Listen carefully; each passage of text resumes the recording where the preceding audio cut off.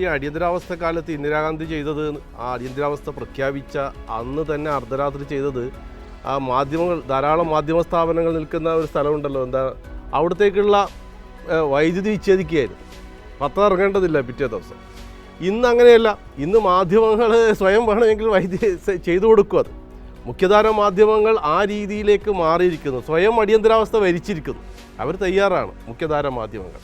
ഈ മുഖ്യധാര മാധ്യമങ്ങൾ മുഖ്യ ധാരകളിലൂടെയാണ് യഥാർത്ഥത്തിൽ നമ്മുടെ സമാന്തര മാധ്യമങ്ങൾ, ബദൽ മാധ്യമങ്ങൾ വന്നത്.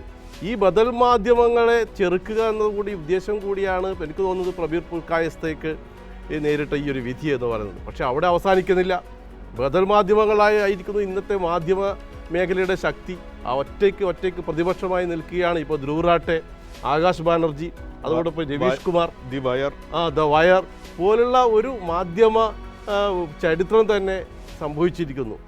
അതൊരു വലിയൊരു മൈതാനത്ത് നടക്കുന്ന രാഷ്ട്രീയ പ്രക്ഷോഭത്തേക്കാൾ വലുതായി വരികയാണ്.